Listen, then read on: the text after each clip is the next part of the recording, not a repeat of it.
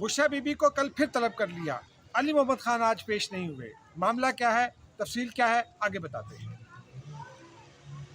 PTI की एक और दरखास्त और फिर अदालतों पर कुछ और बोझ बढ़ गया।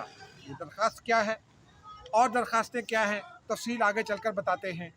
होशरुबा तफसीलात हैं।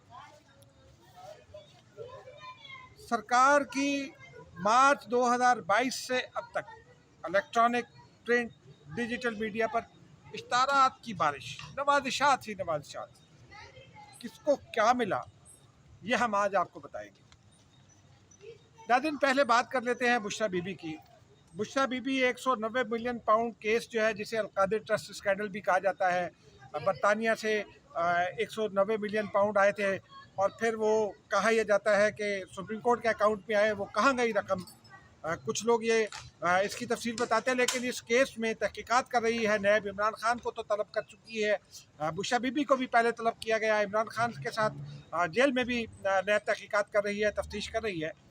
बुशरा बीबी को तलब किया गया है कल सुबह 11 बजे और उन्हें यह हिदायत की गई है कि केस से मुतालिक तमाम दस्तावेजात भी साथ लेकर आए। अली मोहम्मद खान को भी आज तलब किया गया था, जो पीटीआई के वकील हैं, उन्हें भी इसी केस में तलब किया गया था। बल्कि उन्हें, माफ़ कीजिएगा, उन्हें एक और केस में तलब किया गया था, उनके ऊपर भी कुछ इल्ज़ाम हैं।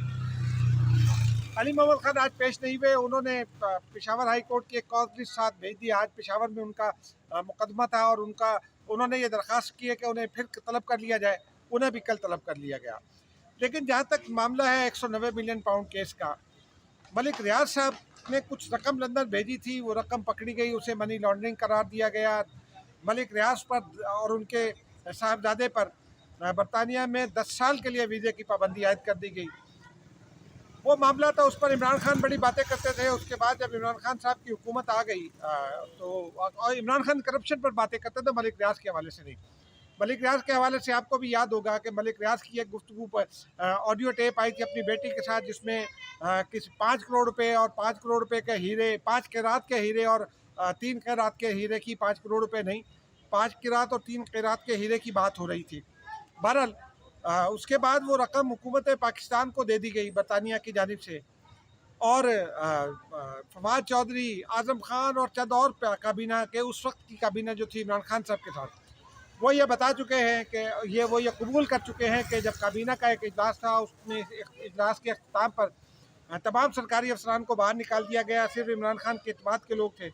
और उसके बाद वो काबीना अरकान से इमरान खान साहब ने एक लिफाफा निकाला, उसकी मंजूरी ली और वो कहते हैं कि वो मंजूरी जो है वो इन 190 मिलियन पाउंड की मलिक रियाज को देने की थी। और जो इमरान खान साहब के वकला हैं, इमरान खान खुद भी ये कहते हैं कि वो रकम सुप्रीम कोर्ट के अकाउंट में जमा करा दी गई थी। उसके हवाले से तो कोई अभी तक मामला नहीं है, लेकिन कहा यह जा रहा है कि हुकूमत ने वो रकम मलिक रियाज को दे दी थी अलकादिर की ज़मीनों के एवज़, अलकादिर ट्रस्ट के लिए जो ज़मीनें दी गई हैं। लेकिन बुशरा बीबी ये कहती हैं कि मेरा तो इसका मामले से कोई ताल्लुक़ ही नहीं। ताहम दिलचस्प बात यह है कि बुशरा बीबी इस्लामाबाद हाई कोर्ट में एक दरख्वास्त के साथ मौजूद है, जिसमें अदालत से ये इस्तदा की गई है कि जो एक अलकादिर ट्रस्ट की ज़मीन है, अलकादिर ट्रस्ट है, उसे रजिस्टर किया जाए और रजिस्ट्रेशन सर्टिफिकेट जारी किया जाए।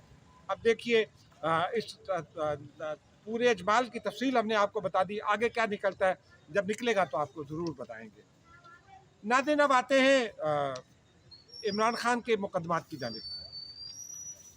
आपको पता है पिछले तवील अरसे से सिर्फ इमरान खान साहब के ही मुकदमात चले जा रहे हैं अदालतों में, सुप्रीम कोर्ट हो या इस्लामाबाद हाई कोर्ट। अब जहाँ देखें दरख्वास्त इमरान खान की होती है या उनके खिलाफ होती है। बात जगह तो यह भी शिकायत है कि इधर खान साहब की दरख्वास्त आती है, उधर जो है मुकदमा समात के लिए मुकर्रर हो जाता है। कल इस्लामाबाद हाई कोर्ट में इमरान खान की दीगर केसेज में गिरफ्तारी के हवाले से एक दरख्वास्त, गिरफ्तारी रोकने के हवाले से एक दरख्वास्त देने समाती, उसके ऊपर कुछ एतराज़ लगे थे, लेकिन रजिस्ट्रार ऑफिस ने उन एतराज़ात के बावजूद कल समात के लिए मुकर्रर कर दिया है उस दरख्वास्त को।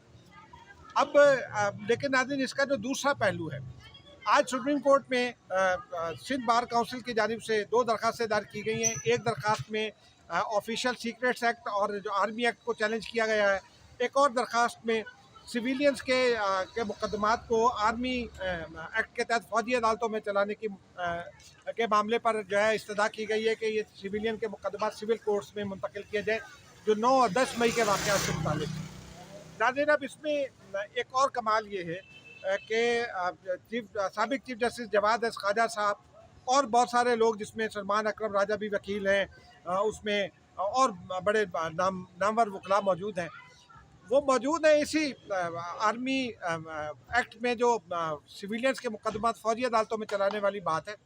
इसी मामले पर वो सुप्रीम कोर्ट में मौजूद है। केस की समाअत भी हो रही है। अब कुछ अर्सा हुआ वो गैर मुय्यना मुद्दत के लिए मुलतवी हुई थी। कोई पता नहीं है, बंदयाल साहब उसे दोबारा ले लें।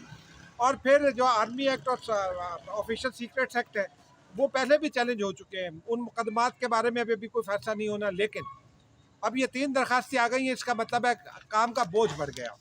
सुप्रीम कोर्ट में अब से कुछ अर्सा पहले तक 54,000 केसेस जो है ना, 54,965 केसेस जेर अल्तवा थे। पिछले एक महीने में उनमें 1,579 केसेस का इजाफा हो चुका है, यानी अब 56,544 केसेस हो चुके हैं जो जेर अल्तवाफ़ हैं। सिंध बार काउंसिल की दरखास्तें तो आई गई। जस्टिस वजीउद्दीन जो इमरान खान के बागी हैं, उनके साहबजादे सलाहुद्दीन साहब, उन्होंने ये दरखास्तें दायर की हैं। लेकिन अब आपको दिलचस्प तफसील बताते हैं। जो जेर अल्तवा सिविल अपीलें हैं, उनकी तादाद 9,875 है सुप्रीम कोर्ट में जेर अल्तवा। जो जेर अल्तवा फौजदारी जो जेर अल्तवा सिविल पिटीशन है, उनकी तादाद 30,578 है। फौजदारी मुकदमा जो जेर अल्तवा हैं, अपीलें हैं नॉर्मली, वो भी 9,384 जो है वो जेर अल्तवा हैं। नज़रसानी की दरखास्तें जो है 653 है, यानी मुख्तलिफ जो सुप्रीम कोर्ट के 184 के जो केसेस हैं, उन पर जो नज़रसानी की अपीलें हैं, वो उनकी तादाद जो है वो 653 है। 25 असखुद नोटिस जेर अल्तवा है। असखुद नोटिस तो इसलिए लिया जाता है कि फ़ौरन निपटाया जाए। और एक भुट्टो रेफरेंस जेर अल्तवा है, कई साल गुजर गए, उसको कोई सुनवाई नहीं होती, लेकिन इमरान खान के मुकदमात जेर समाअत आते हैं। नाज़रीन, अब चलते हैं उस खबर की जानिब जो जिसकी तफसीलात बड़ी दिलचस्प हैं। मार्च 2022 से जब इमरान खान साहब की हुकूमत थी, उस वक्त एक फ़ैसला हुआ था कि डिजिटल मीडिया और यूट्यूबर्स को भी इश्तारात दिए जाएंगे। उसके बाद यूट्यूबर्स के और डिजिटल मीडिया के मज़े आ गए।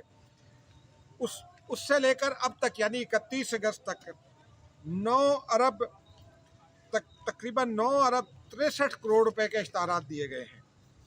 यानी अब आप अंदाज़ा कीजिए कि हाँ, 9 अरब 61 करोड़ 61,044 रुपये के इश्तारात दिए गए हैं। प्रिंट मीडिया को 3 अरब 50 करोड़ 52,93,097 रुपये के इश्तारात मिले। इलेक्ट्रॉनिक मीडिया को 4 अरब 79 करोड़ 62,60,102 रुपये के इश्तारात मिले। डिजिटल मीडिया को 1 अरब 23 करोड़ 47,32,845 रुपये के इश्तारात मिले।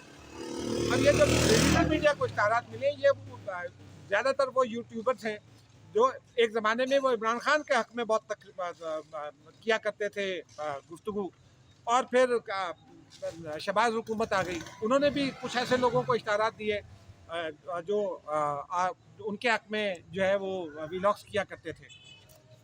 डॉक्टर मुईद पीरज़ादा पाकिस्तान से बाहर बैठकर बहुत सारी गुफ्तगू आजकल कर रहे हैं, बहुत सरेआम खुलेआम गुफ्तगू कर रहे हैं। बहुत सारी गुफ्तगू के बारे में कुछ लोग ये कहते हैं कि शायद वो पाकिस्तान मुखालिफ गुफ्तगू है, लेकिन काबिल एतराज़ ज़रूर है।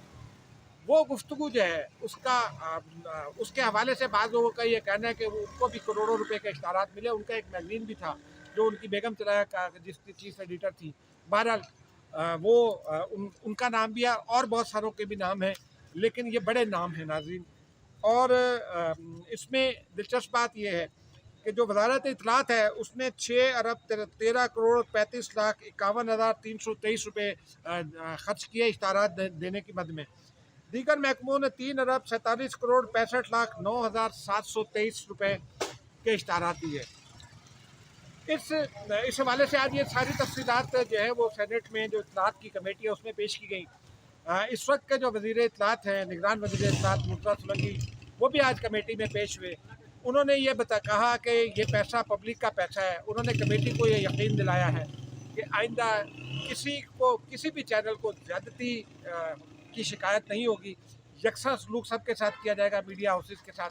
लेकिन इसमें एक आपको दिलचस्प बात बता दें, जब इमरान खान हुकूमत थी तो जियो के लोग एयरवाई की शिकायत किया करते थे, और उस वक्त की जो पोजीशन थी यानी मुस्लिम लीग नून ख़ास तौर पर, वो भी एयरवाई को इश्तारात ज़्यादा देने का वावेला करती थी, उनको भी शायद अरबों रुपए के इश्तारात मिले थे।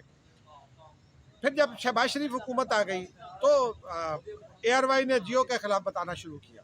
अब ये दो बड़े चैनल हैं, इनके दरमियान आपस में मुनाक़शत चलती रहती है, इनकी मुखालफत भी चलती रहती है, लेकिन ये इल्ज़ामात हैं कि हुकूमतें इनको नवाजती हैं, यूट्यूबर्स को नवाजती हैं। क्या हमेशा ये इल्ज़ामात लगते रहेंगे?